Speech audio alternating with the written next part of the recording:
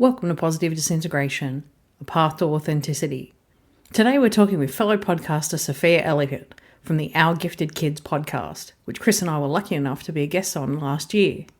We're talking about all sorts of things, learning about Dabrowski and positive disintegration, neurodivergence, giftedness and its challenges, and dark inner journeys and difficult emotions that are a normal reaction to the world sometimes. We talk about education, policy, parenting challenges. But importantly, we also talk about storytelling, podcasting, and the value of sharing personal experiences. We cover so much ground in this conversation, but it all comes back to sharing of ourselves. Sharing so that people understand one simple message: you are not alone.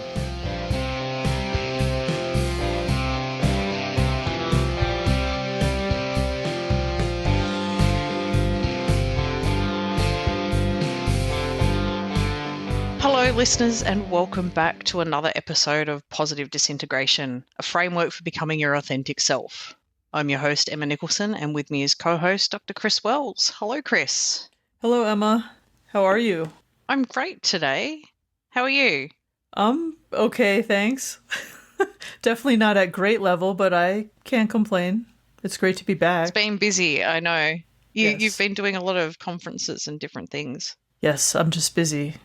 Well, the podcast just adds to your workload, right?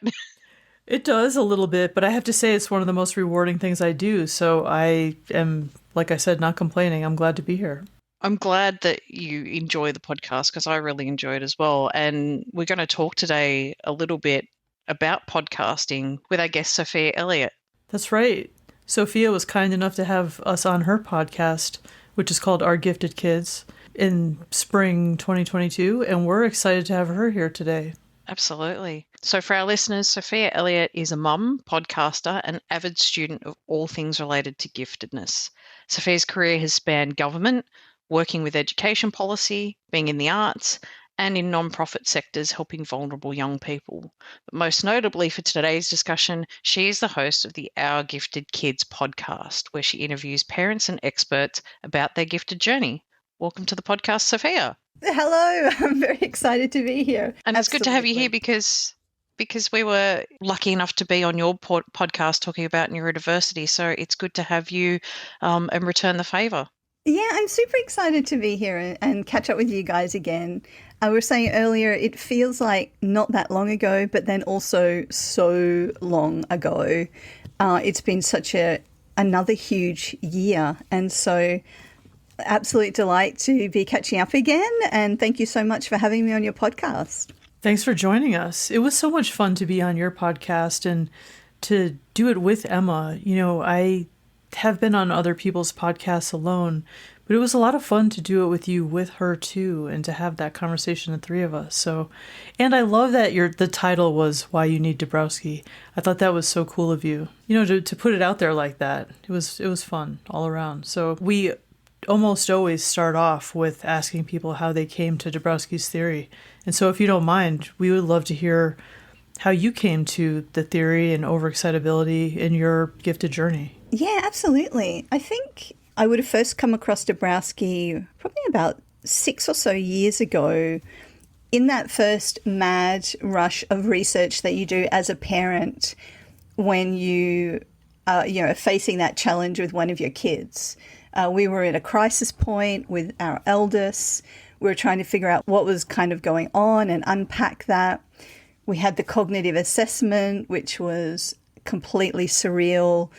And being the person that I am, that led to a massive kind of deep dive into understanding all things gifted. And of course, Dabrowski comes up a lot there in terms of the overexcitabilities. And that really helps, I think, to start to unpack some of those very common gifted traits. But I think for me, where Dabrowski has really hit home has just been in the last couple of years in learning more and diving deeper into the actual theory of positive disintegration and understanding that those OEs are just part of a much larger framework. And I guess being the kind of divergent thinker that I am, what really appealed to me about that is that someone was proposing a different way of looking at mental health.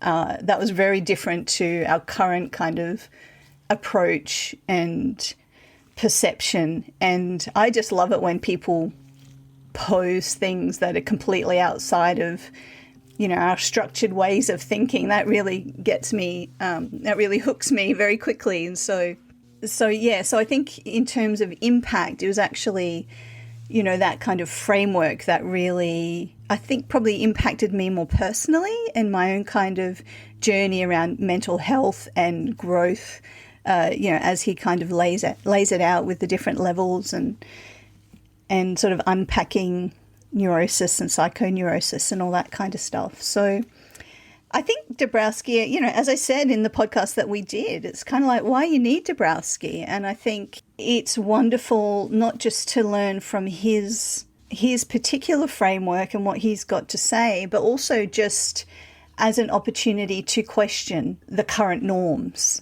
around anything, but especially around mental health. And if all people take away from it is there are other ways of looking at this, I think that in itself is a huge gift. But of course, Dabrowski offers so much more than that. He actually offers an alternative way of understanding and unpacking things, which I think help people to feel less broken and more like there's a point to it all. So I think, Dabrowski has a lot to offer, and especially that kind of neurodivergent and gifted community, because we are so intense and sensitive and, all those excitabilities, they resonate for a reason. This is very much, where we're at as a community. So I was absolutely thrilled to have you guys on the podcast and sort of start to open that door about positive disintegration and Dabrowski a bit more other than just, OEs within that broader gifted conversation. So it was an absolute delight. I was so excited when you came on. It was awesome. Have you found, Sophia, that there's sort of an interest in the gifted kids community about Dabrowski's theory? And if so, working as a podcaster and the feedback that you get, what are the parts that are sort of resonating with people the most? I think the overexcitabilities are like a gateway. It's like the gateway drug into Dabrowski, so to speak. People resonate very strongly with those. And I think it helps people move from, as a parent, you jump on Google, you get a book and they talk about all these gifted traits. And I think the connection people make is that the overexcitabilities almost offer a framework and a way of organising and understanding those traits, even though that's not what it's about and for. I think that's kind of the steps people take. And I think it provides comfort to people because they're starting to see some of the things that they're in their lived experience mapped out in a framework somewhere. And so I think that's really comforting.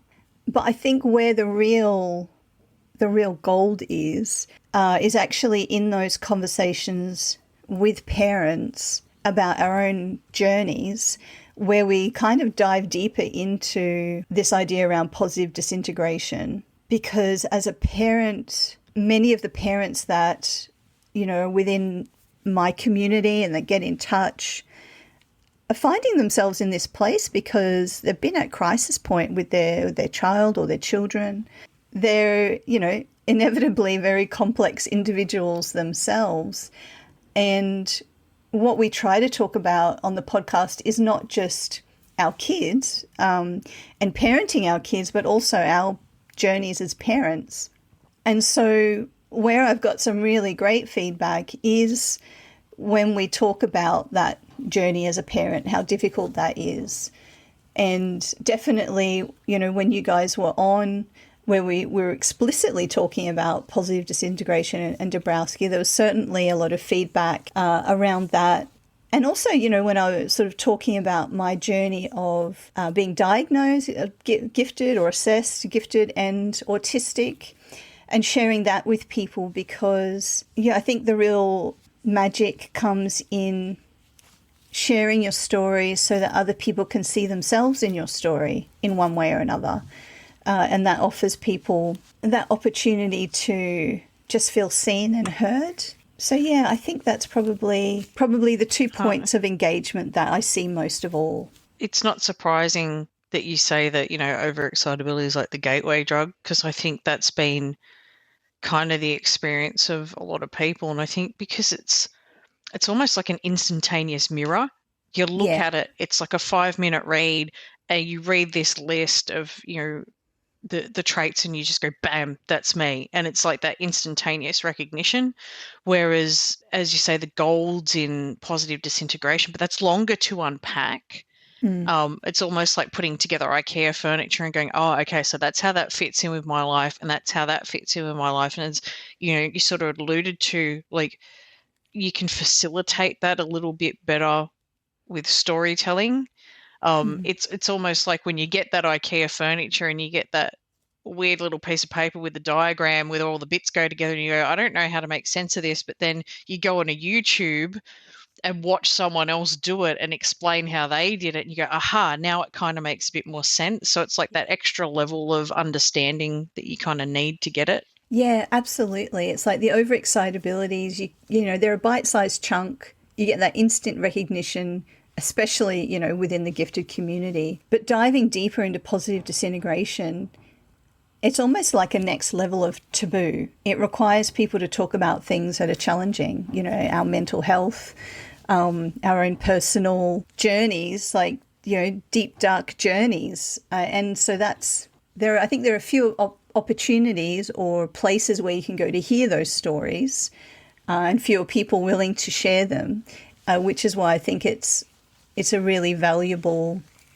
thing to do, is just gathering around and sharing our stories. And that was certainly the intent of the podcast, like Our Gifted Kids, was very much around recognizing that general taboo of giftedness and feeling that very strong sense of justice, that it's kind of like, oh, this is not okay. But what we need people to understand, both other parents so that they can self-identify, but also like policy makers and educators, is the real impact of giftedness and the very harsh reality that families and kids are going through with giftedness, and the challenges around that are so, they can be so potentially devastating, and there can be so much harm and trauma done that we need to share that kind of lived experience so that,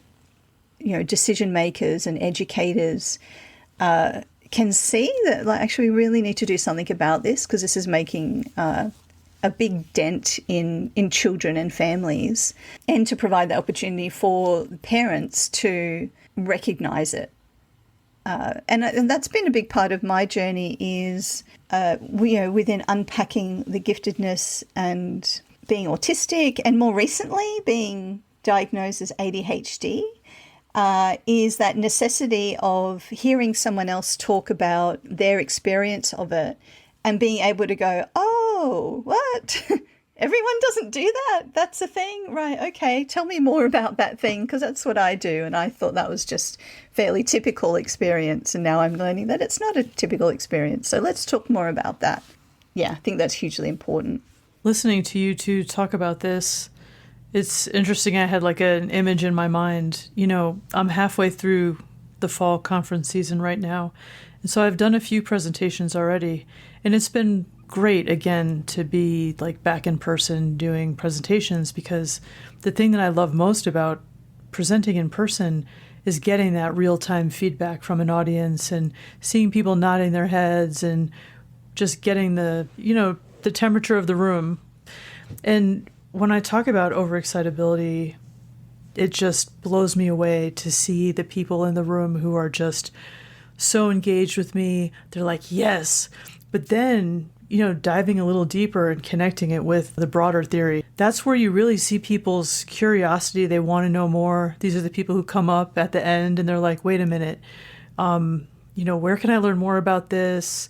Sometimes there'll be people crying, at the end. I didn't have that, luckily, this fall, because I, was talking more about overexcitability and neurodivergence in a different way. But I find that when I share and talk about my story, especially, and connect it with what I've been through, I'm likely to have somebody come up at the end in tears and say, oh my God, like, you've just held up a mirror for me. And this is a really powerful theory. And I have to say, like, I was muted, and so I laughed when you said that, it's the gateway drug. I mean, the overexcitabilities, they totally are.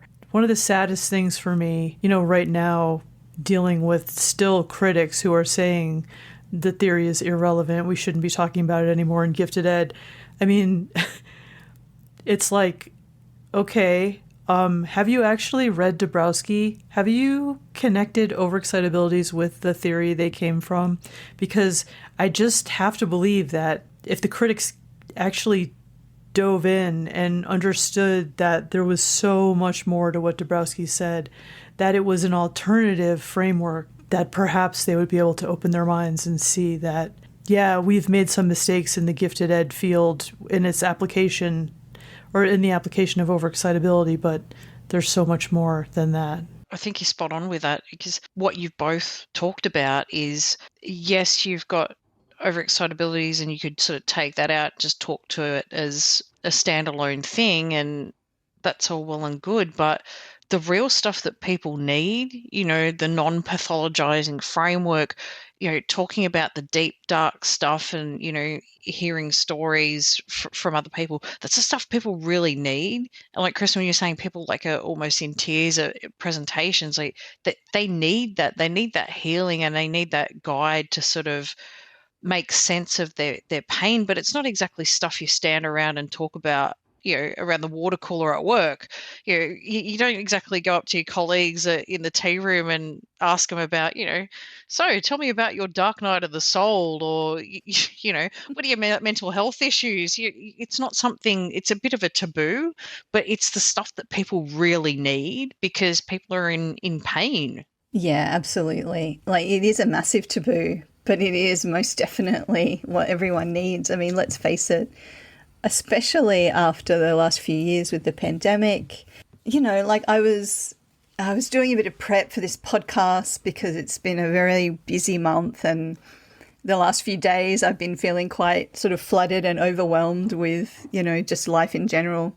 And what Dabrowski has to offer is actually all of this, our mental health responses, our anxiety, our depression, the existential crisis, whatever it might be, actually is a completely normal response to a world that is pretty freaking crazy. Like, I think it's totally normal and acceptable for me to be horrified and have very intense emotional responses to some of the stuff going on. And I think the question is, why isn't everyone? Not that this is some kind of taboo and I'm too sensitive and too emotional or intellectually ruminating too much. My question is, why isn't everyone? And I think that's what I really love about Dabrowski. It's just kind of like, no, these are normal responses to a world that's pretty bloody ugly sometimes. And let's not pathologize that. Let's just kind of go, yeah, you know what? That's totally reasonable. Like, one of the most empowering, along my lifetime, those moments where I've felt most seen and empowered are the moments where someone has validated where I've been at.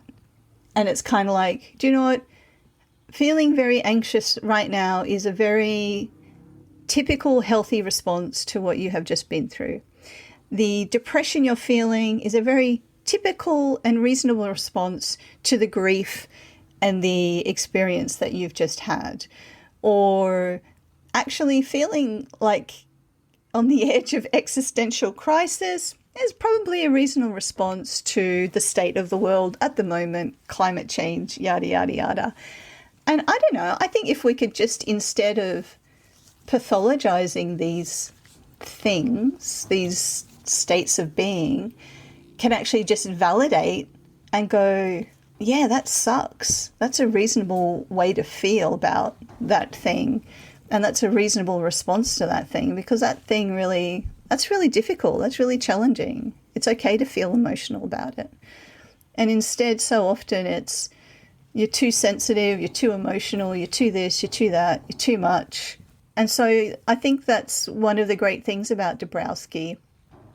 And I'm often just really amazed that this guy thought in this way so long ago.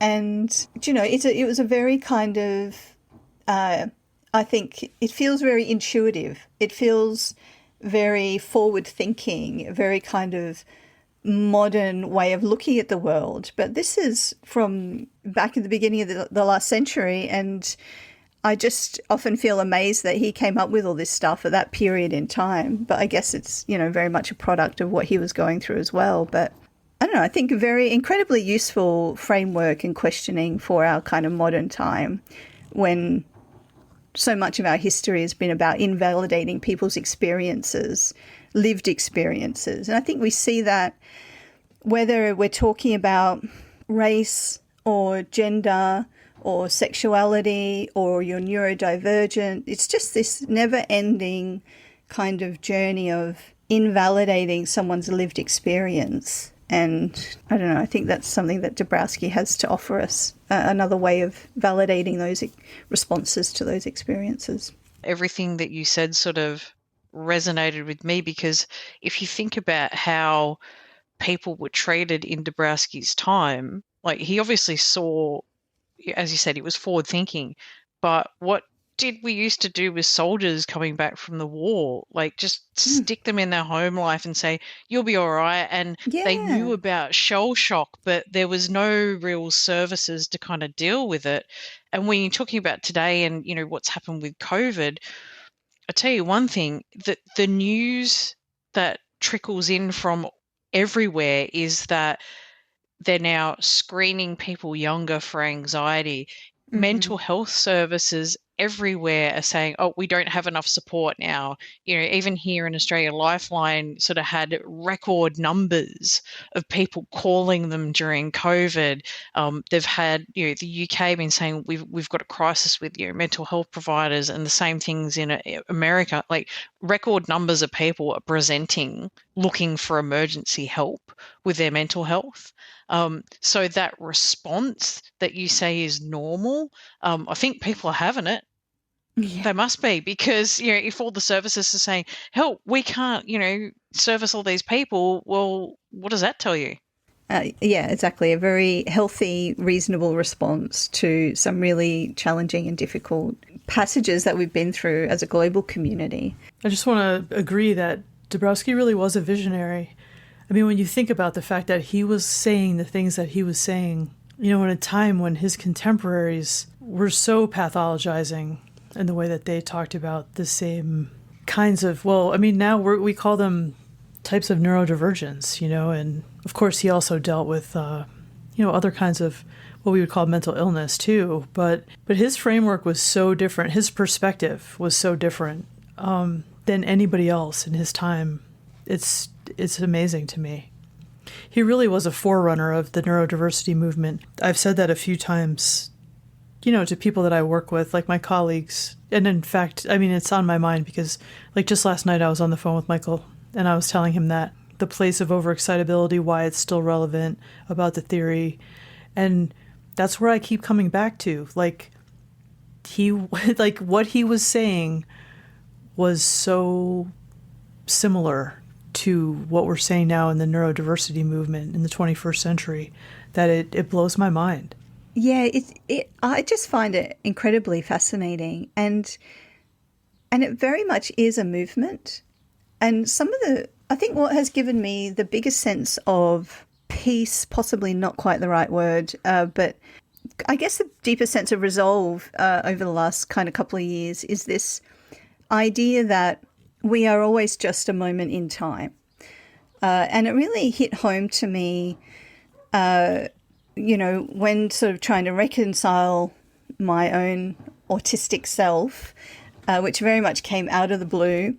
And there's a great book called Neurotribes. No doubt many people have read it. But one of the gifts that book gave me was this sense of the journey of understanding. And actually, we're just at this point in time. We understand so much more than we did 100 years ago or 50 years ago or 20 years ago. But what will we understand of all this in another 20 or 50 years? It will be completely different. And again, with giftedness, so we were talking earlier, one of the hardest things about giftedness is this lack of a consensual definition of giftedness. And as a parent trying to dive deep into what is giftedness all about, why is this impacting my kids and my family, like so intensely and dramatically, it took a long time before I could kind of reconcile my own kind of personal definition. And it wasn't because I kept going, okay, this trait's great, but why are there all of these traits? Why is it that giftedness, people will share within this body of traits? There's got to be something behind that. And so eventually I found the research by GROW, Gifted Research and Outreach, which is an American charity, and they've been working to consolidate sort of that body of gifted research and have some great kind of papers and information there about what that has said and where we're at with understanding the gifted brain. And so for me, this was like, this is the missing piece. We know it's about the brain. We talk around that, but giftedness is not accepted as a neurodivergent state the same way that autism or ADHD is understood to be neurodivergent. And it is, because it's all about the way the brain is wired, and we're starting to see more research and papers talking about that. And the way I kind of unpacked that and understood that, because if you go searching for gifted definitions, you'll get a lot of definitions which I felt were very much based and came out of and centered around trying to make sense of giftedness within the educational realm. And I'm kind of incredibly grateful for the educational sector for doing all of the research and trying to make sense of giftedness, because I feel as though it's the one sector who acknowledged its existence before truly understanding it. And if we think of giftedness as a neurodivergent state of being, well, it's holistic. It doesn't just affect you when you're at school. It's your entire life. So really what we need is psychologists to understand it. We need doctors to understand it. We need our workplaces to understand it. It's that holistic view. But instead of having this kind of holistic definition, we've been trying to make sense of it in just this one area of life, which is education. And within education, of course, inevitably you start talking about performance and you start talking about potential and talent and all of those things, which makes sense within that kind of educational sector, and trying to make sense of it within that sector as an isolated space, like as a silo. So when I make sense of where we're at with giftedness, what I see, and just like my personal views in this moment at times, is all that research and definitions that have come out of this very educationally focused silo without that broader consideration of it as a neurodivergence and the fact that it affects all areas of life. But those other areas have been slow to come on board with acknowledging and understanding. And there's more and more psychologists out there and that get giftedness and get the impact that will have on your life. But I've never come across a GP who might have that awareness. Yeah, if you don't mind me going back to, we were having a chat before we started recording the episode, and I'm still thinking about how unfortunate it is that your perception is that here in the U.S. we have a strong field in gifted education, and that we're so ahead of where you are in Australia because you don't have a similar community like we do here. And on the one hand, it's true that we do have a number of people here in the U.S. and we do have a field of gifted education. So I think it's really sad because from where I sit, I feel like they've really failed in their mission, because we're moving further and further away from actually seeing people as gifted. There are a lot of scholars in the field of gifted education here in the U.S. who would be happy if we stopped labeling children as gifted altogether, and in fact stop saying gifted child and only talk about advanced academics and only talk about what these kids do in the classroom. But, like you just said, Sophia, it's so far beyond serving people in the classroom that this is the point that gets missed. And yet, you can't blame gifted ed to some degree because, again, it's education. And so, of course, their focus is on educating. But the reality is that giftedness is a neurodivergent way of being, and that this is a real individual difference that matters. And so I wonder when we're going to get away from the constant invalidation that we get from the very field that's supposed to be serving us. And I wonder how I'm going to be able to say these things that need to be said without, making people feel like they've failed or coming off as an asshole. Because this is something that really keeps me up at night and really is upsetting for me, especially as a parent of a child who is gifted but is completely unserved by a field who doesn't give a shit about children who don't do well in the classroom or, don't have gifted behaviors. I just have to say that it's extra heartbreaking to hear that it's worse there than it is here, because it feels fucking terrible here. I think it's very different. It feels like in the US there is at least a history over the last few decades of hubs of expertise where they've at least been looking at gifted education, and that community has been born out of that, even though the struggles are huge. And in Australia, there are places who, are looking at gifted ed. It doesn't feel connected, and it doesn't feel, obviously, as kind of big or deep or, as historic as the US. So, yeah, very different. But like we said, neither are serving gifted kids well. And I have a friend who works in the sort of mental health space, and we often talk about, because he talks a lot about depathologizing mental health, which is obviously what Dabrowski is all about. But I almost feel, as much as I absolutely agree with that perspective, I feel the challenge of giftedness is it's almost like we need some kind of acronym, and a DSM definition, and to pathologize it before it'll be taken seriously as a neurodivergent state of being, and before the deficits within that gifted profile will be seen or met in any way.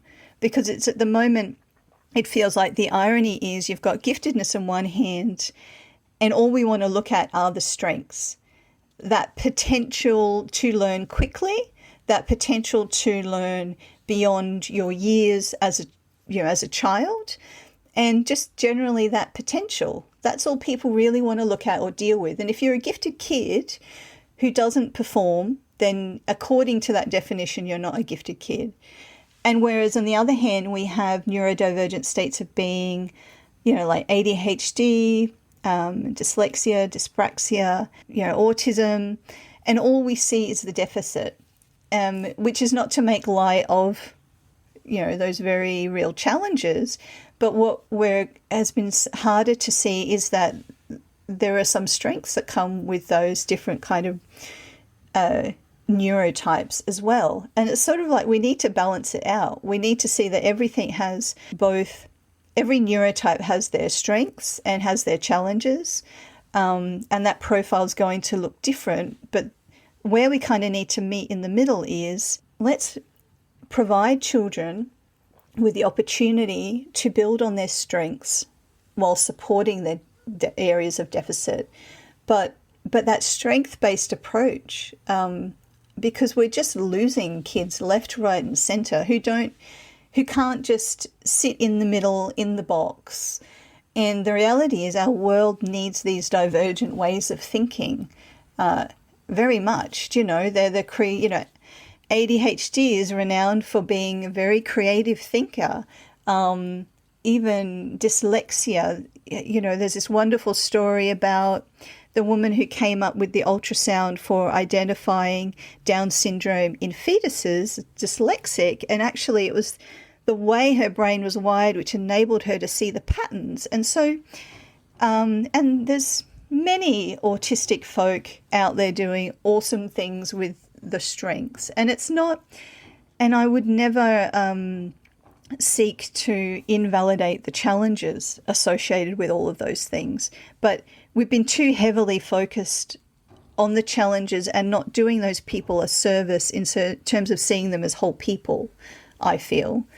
And so with giftedness in the mix there, I applaud, the ed sector and gifted ed for doing the best that they could, the best with the knowledge that they have. Yes, I feel like we're very much failing our gifted kids, but it's also being grateful for those people out there trying to do the work, trying to make the difference as well. And I truly don't think we're going to really make those big shifts until we look at these things in a different way, until we're looking at giftedness as, that neurodivergent state of being, which means you're not always going to be the A+ kid. You might be the D kid who's fully disengaged. You're still gifted and you still need probably acceleration badly, and there's too often we make our gifted kids jump through hoops to prove their giftedness, prove their potential, prove their ability to perform before we will give them what they need to actually be in that place. And it's frustrating as hell. It's depressing as hell as a parent looking out at those sort of options. And just fundamentally for me, it's like, it's not good enough. We're the adults in the room. We should be able to sit around at a table and nut this stuff out, come up with better solutions for our kids. For a long time, like many gifted people, I felt a huge sense of imposter syndrome about speaking and anyway having a voice in this kind of arena. My decision to create the podcast was a very brave one. Not only was I about to talk about a massive taboo, giftedness, out myself and my family as being a part of that community, but I don't have an education background. I'm not an academic. And so it was very much that sense of, why is my voice entitled to be a part of this conversation? But what I have realized over the years is it's exactly those things that I think is what I have to offer this community and this conversation, is just having a few people in the room who aren't entrenched within any particular silo that can kind of ask the questions, poke the beast.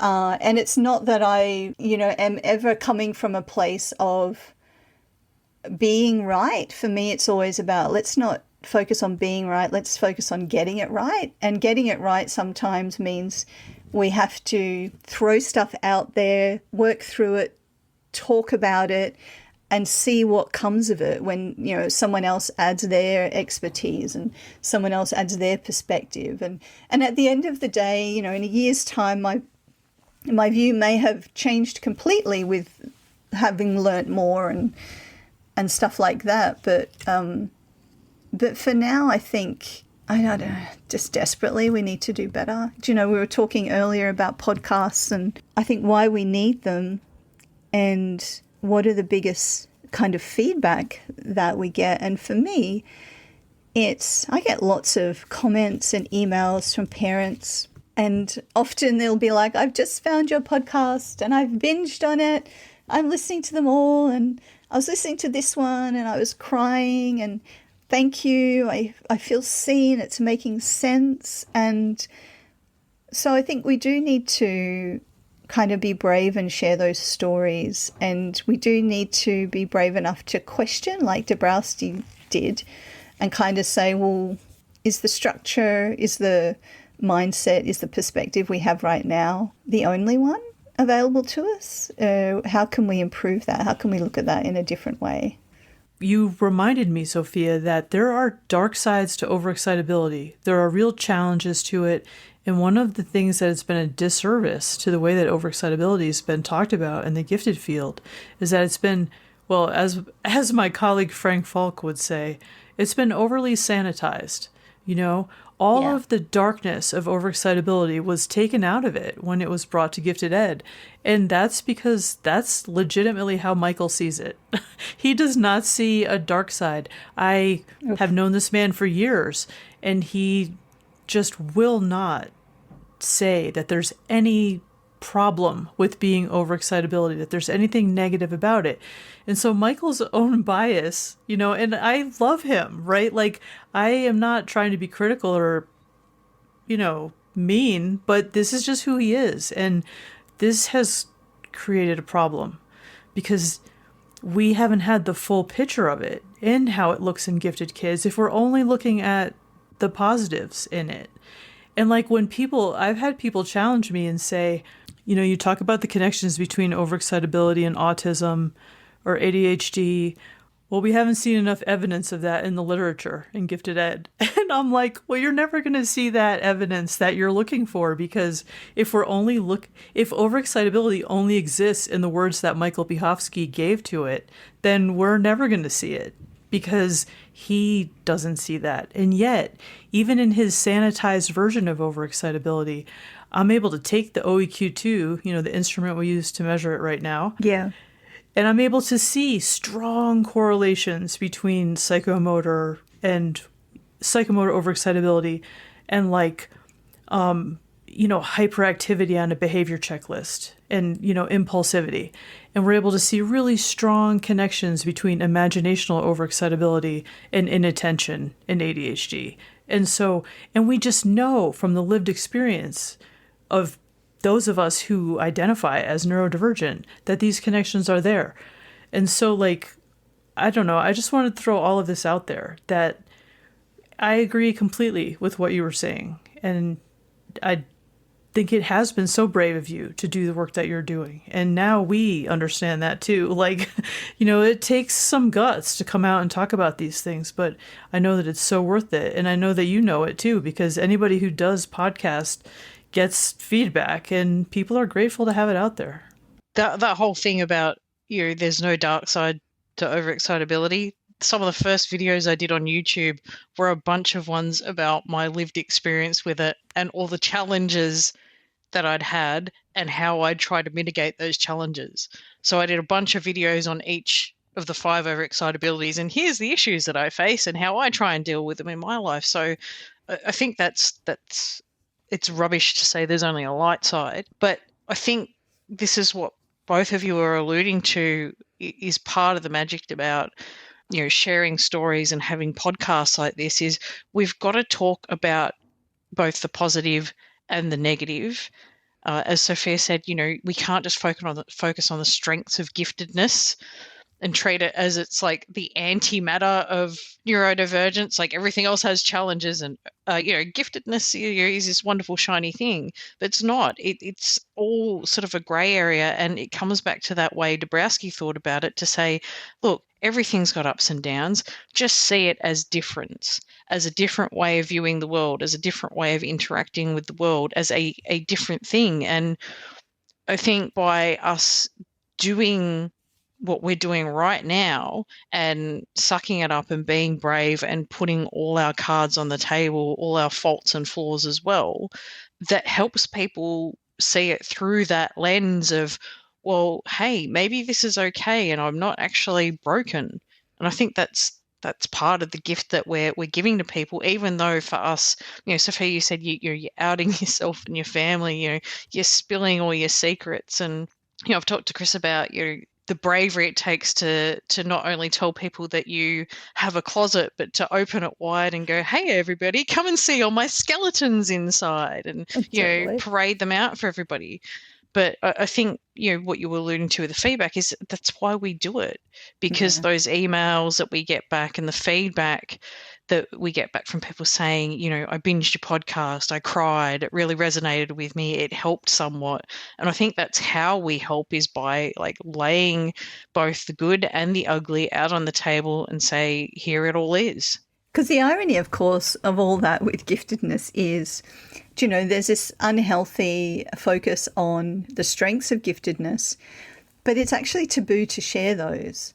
So Do you know, as a parent, you can't actually, with amongst other parents or family or the school gate or anywhere really, talk openly about your children when they're excelling in those strength areas. I mean, you just need to go on Facebook into a group of parents of gifted kids and see all the posts that are like, oh, I just needed to share this somewhere. I know that you guys will understand and not like get all weird with me, but my kid just did this amazing thing and I just want to celebrate that somewhere. So it's this irony of we focus on the strengths, but we can't actually celebrate the strengths because, they're largely particularly academic. not here in Australia. No, right? Particularly not in Australia. Tall poppy syndrome, we know about that, right? Yeah, exactly. Like I'm literally at the moment using as a mouse pad, just because I haven't quite finished the book, that book by Jen Merrill called If This Is a Gift, Can I Send It Back? And that is a very classic sentiment of many parents of gifted kids, which highlights the struggles and the challenge behind it. And I just feel very strongly that we need this sense of balance. It's kind of like everyone just needs to take a deep breath and a step back and kind of go, we have this big bucket of neurodivergence. That in itself is complex and, there are different conversations within that. There's nothing easy about any of this stuff. But can we not, within the educational sector, just acknowledge that there are certain kids who will fit in the box and there are certain kids who will not fit in the box. But all of them deserve an education appropriate to their needs. And at the moment, if you happen to be one of those kids that doesn't fit in the box, but also demonstrates a capacity to learn beyond the years of your same age peers, your needs are not met. And that's the reality. Like there is so much research and there is so much benchmarking around gifted ed. There's so many things we can do. It's like, like the last sort of, I don't know, it feels like a long time, I guess 4 years, for maybe 5 now. I've been heavily involved with my kids' school, which is a school for gifted kids, and we're like incredibly beyond fortunate to have that on our doorstep here in Adelaide. And what that has shown me, that experience, is, first of all, there are people out there within schools who want to learn and would like to meet the needs of these kids, but it's just kind of like they don't know where to turn. We're not training them at universities. They don't know that this is a thing. So this brick wall that parents and children hit themselves against so often, starts with just this complete lack of knowledge and lack of resources. So there is so much that we could do about that, which is very possible, very plausible, and we're really not doing that effectively. And it just feels like, as the grown-ups in the room, we're really letting our kids down. I'm so glad that you brought up Jen Merrill. So Jen Merrill in her book, so important to my story. I already talked about it in the episode. We had Celie Trepanier on our podcast, and I met her and Jen around the same time in 2015, and I had heard the term 2E before, but it just, if you have a kid, like you said, if you have a kid who doesn't fit in the box, it causes a lot of stress, and devastating, yeah. It's so devastating, and you just feel every day like you're failing your kid, and you're like, oh my God. And so Jen's humor in her Laughing at Chaos blog, getting to see her, first observe her on Twitter, on GT Chat, with shout out to Lisa Conrad, shout out to everybody who, is a parent and gets it and is trying to help other parents. I see a lot of disrespect from academics and gifted ed toward parents, and I think that this is one of the most shameful things about this field, is how the disrespect toward parents who, are tasked with raising these kids who, on one hand have so much potential, right? Like you said, all the pressure and baggage that goes with that. And yet they have these challenges that make it so hard to actualize that potential and even have a basic education. My kid has been so failed by the educational system, and we're failing him too, because he doesn't fit in the box, and he is just like creating his own path, and it's the most difficult thing. And I know because he's so much like me. Like I had this brutal underachievement, that was really devastating and almost killed me. And so to see that play out again in my own child has been so hard. So And I think that's the thing. I don't know what I would have done without her and all of the friends that I've made in the gifted world. That's the truth of it. It's the pain as a parent, seeing your child struggle, knowing that struggle because it was your struggle as well, but feeling powerless to do something about that. And so it's like every time that parent goes to that school to try and advocate for their kid, it's that sense of powerlessness, because it's kind of like, I need the school on board, I need the teachers on board. But for most teachers and most schools, they just don't get it. It's just incredibly devastating for parents. And so I think that's why we need to have these conversations, and we need podcasts and telling stories. And when I first started the podcast, I was largely talking to parents, sharing stories of, the whole kind of how did you figure it out kind of, story. And I still do those from time to time because I think they're incredibly important. And I would agree, there's a real sense of dismissiveness and invalidation about parents, the role they play, the knowledge they have, the reality that they're at the coalface. Too easy, teachers in schools will dismiss what parents are saying. And that's surely the first red flag, is when a parent is saying, well, at home I experience this, and the school says, well, at school they're fine. That should be the biggest red flag to everyone. Something's not right. And and you get that a lot from parents. It's just a very consistent lived experience, and it's just kind of like, we can do better. We can totally do better than this. And I couldn't do this if I didn't have a sense of hope. It's been a very doom and gloom kind of conversation, and I think that's necessary sometimes just to kind of get real and feel the gravity of the impact this is having on the lives of kids and families, and the future of those kids as they carry that trauma and baggage with them through their life. But at the same time, if we don't have some hope, then, it's like Mark Smolowitz has been saying recently with Gifted, Talented Neurodiversity Awareness Week, you've got the 3 legs of his stool. I think one is joy, empowerment, and trauma. And it's kind of like, and I love that analogy. And it's, if we don't have some hope and joy and we can't feel empowered, we're just going to dwell and sink into the trauma, which is very real. And so, I'm just trying to do my bit to bring people together and get those conversations to cross the lines of academic to parent and parent to academic, or policymaker or educator. It's like we all need to be in a room, because there's no shortage of research out there that will tell us what we need to know. We know this stuff. We're just not doing anything about it. And so we need to translate that knowledge into action. And we can do that. It's within our power. We just need to get everyone at a table, get rid of the myths and the misunderstanding, see this kind of for what it is, which I personally believe is that neurodivergent state of being, and not kind of siloed off into, is it just a talent or performance? And I don't mean in any way to be dismissive of all of that research and that energy and time that has gone to making sense of it within the education sector, but it needs to come out of that sector into the rest of the world and into the rest of our lives. And it needs to be made sense of in that broader world and in all those different facets of our lives. And I think that's our next challenge. And, we can do this. I believe it. I have to believe it. We can totally do this. And where we are at in this movement, in this journey is, I think, hopefully we're starting to have some of those conversations now that we're talking about it more as a neurodivergent state of being.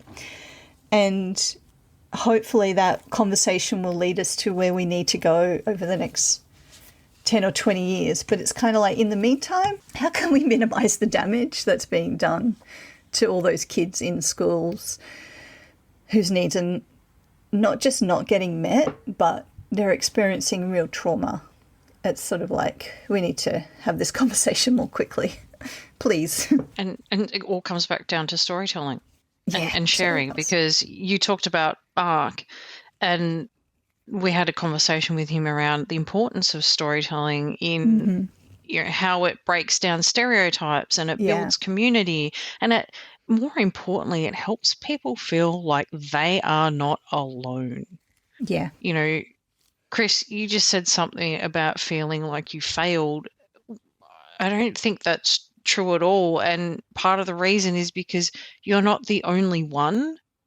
Like, how can we consider someone a failure when everybody's having, like, a lot of people are having a similar experience? It means the system's failed, or society's failed, or something else has failed. It's not an individual failure. And the more that we talk about these things, and the more that we share our experiences, and the more that we bring these things to light, we're going to take that stigma away. We're going to take stereotypes away. We're going to smash down those, perceptions of, perfection that we're supposed to live up to. And a lot of problems get solved simply by allowing people space to say, here's my journey, here's what it's meant to me, and allowing people to connect on that basis and understand that they're not alone. Well, I think that it just feels like failure sometimes because, for one thing, because I feel like I'm trying and I'm not, connecting. And that's the thing. It's like, I know that I'm not where I need to be with Jack. And this is good. Like, these are the dynamisms in action, what I'm trying to describe with him. Like, I recognize that he needs more than he's getting right now. I'm not an optimal parent because I'm so consumed with my work. And it's really clear to me, it's interesting that I can see why so few women have, been seen as great in history compared to men, because it's hard to put in the hours and work that you need to do to achieve eminence in our society and have a child and do well by them. It's, if I could be a worse parent, for sure. I know that we're not failing him with him because I'm so aware of it. I've tried so hard to do better for him. That's working. I'm not worried for him in his future. I know that he'll be okay because he will. But it's hard because I know that he needs more than I'm giving him, and he doesn't go to school. And so he doesn't have the relationships that I had with adults and kids my own age when I was a kid. He's so isolated because he's homeschooled and because he has a parent who's working all the time. So it's just a challenge. But this has been such an important conversation. I have to tell you that when you guys were talking, I was thinking, and this is why Dabrowski's theory is important. The Dabrowski Center is meant to be a place to help build community, That's really one of our main objectives. It's interesting because we started this nonprofit around the theory, and we're not selling a product, we're just trying to bring people together and share this theory and improve things and start reaching providers like doctors and, therapists and teach them about what it means to be gifted and what positive disintegration means and present them with this alternative framework. And we want adults to be able to reach out to us and say, oh, thank you for holding up a mirror for us. What do we do now? And have answers for them. That's the whole point of the center. And so, of course, I do believe that there's hope, but it's only hopeful right now because we're creating this. And you too, Sophia. You're creating a community. You're helping these people. You're bringing these important topics out into the world and talking about them courageously. It's important work. I'll be honest and say it helps me to do these podcasts if I don't consider the fact that people listening to them. It's kind of I'm just going to pretend it's just me talking to a person. And then when I get feedback and stuff, I'm like, oh, someone listened. And, I try and disconnect it all to help get through, but in a good way, because it is kind of tricky, but really important. And thank you for those comments. But it's it's just such a big journey. And I guess I wanted to say, as a parent, I don't think you can be a parent of a gifted or neurodivergent kid without feeling like an absolute failure from time to time, or at least some of the time, or, like, because it's such a difficult place to parent in. It's because, like, the world is set up in a particular way and you don't fit any of that. It's schooling is hard, like beyond hard, like, traumatic easily. You can't even go to dinner because of the expectations of sitting at a table. And it's kind of like the world isn't set up for us to engage with it easily. And so it's so easy to cross that line of feeling like a crap parent. And then add on to that, like you said, just being a parent but also having to work and do other things in your life. Or just being a parent and having to deal with your own shit that's going on. And these are things that I struggle with all the time. And I try to be very real because, God, I don't want anyone thinking that I've got this nailed, because I so haven't. I do my best. Like, one thing I can say is, God knows I try my absolute, and I push myself, and I'm always questioning, trying to do that in a healthy way. But, like, I have had, especially in the last couple of years, I've had my own very positive disintegration, but it was a very messy disintegration, and it's been positive, but like you say, it still hurts. And I've had to reconcile a complete shift in identity from thinking I was just a normal person or a typical person. I don't like the word normal, but typical. And now, kind of a couple of years later, I am gifted, I am autistic, I have ADHD, and I got to say the whole PDA, internalized PDA thing resonates really strongly with me. And it's kind of like coming to terms with putting myself back together with a whole other identity. And I think a lot of parents of gifted and neurodivergent kids go through that journey as well. Those of us who didn't have that insight or diagnosis as kids and are getting that late in life, it's only when our kids get diagnosed or we're struggling with them, then it's kind of like, oh, that resonates with me, and you go on this journey. And so I guess the other thing that I try to do is just kind of share the messiness of that and the reality of that. It's not easy to go through that process as a person, let alone trying to parent complex individuals at the same time who are having all sorts of various struggles with the external world, let alone the internal world, their own inner self. So it's really bloody hard. It's really bloody messy. And I guess I'm kind of happy to share those parts of my journey because I feel so strongly about that sense of sharing our stories. And my kind of being able to consolidate those things and bring them together has been very much because I have been able to meet other neurodivergent people, like therapists, and I have been able to mirror myself. So I've been able to see myself in them. And so I feel if I can share that process and that story with people, then they might also see themselves in my story, and that might help them to make sense of things. You know, we talk about it a lot in terms of giftedness, but also autism, but any kind of neurodivergence. It's that kind of masking and camouflaging and making yourself smaller or making yourself fit into the world around you. You know, I did that so much. You know, I was masking to myself as well. So that really led to a very massive disintegration on my self-identity that I had to rebuild. And so I think it's worth just being honest about how messy that is.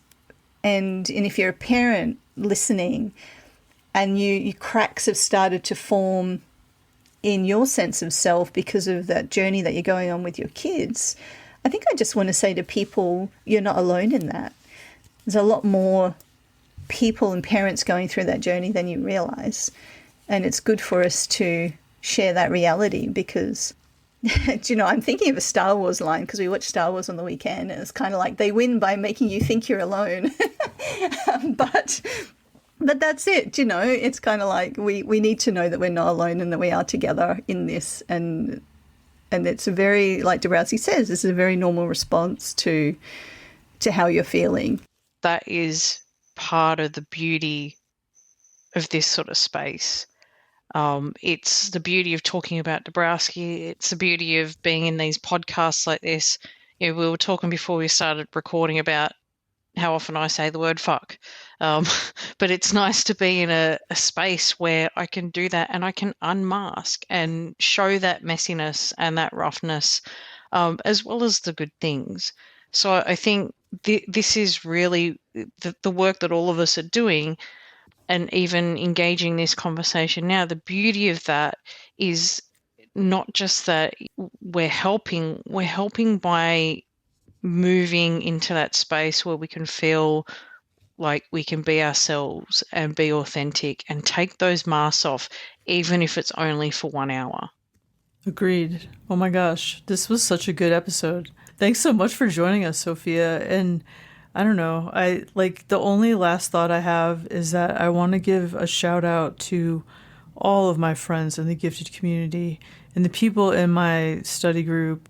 I just feel really blessed to have such a strong community around me. And this is what we need to keep building. What did you say, Sophia, about they've gotten you when they make you feel alone? What was that Star Wars line? Yeah, the classic Star Wars line. They win when they make you feel like you're alone. Right. Yeah. Yeah. So that's what we're trying to do. I think that's the most important thing with these podcasts is that we're helping people feel less alone, and we need to just keep building on that and creating community. I think that's the thing that's going to help us overcome some of the challenges that we've talked about in this episode. This is the solution, is to come together in community and change things. Like, we obviously cannot stay with what is. We have got to move to what ought to be and, head in that direction. And the time is now. And I think that we're doing it. So thanks so much. Thank you so much for having me. It's really lovely to talk to you guys about Dabrowski and all things. And yeah, just an absolute joy to be on the podcast today and have that conversation. And I think at the end of the day, it's all about community, coming together and being there for each other and being seen and being heard. And that certainly was a big part of our mission at Our Gifted Kids, is creating that space for people. And so thank you guys for the work that you do. I just think it's hugely important. I'm always sharing the podcast and referring it on to people because I just think these conversations are so important and helpful. So thanks. Thank you. It's been a fantastic conversation. And thanks, Chris, as well. Always a pleasure. Always.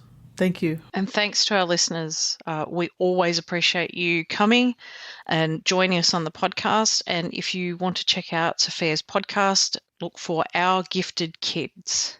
And remember that you are never alone.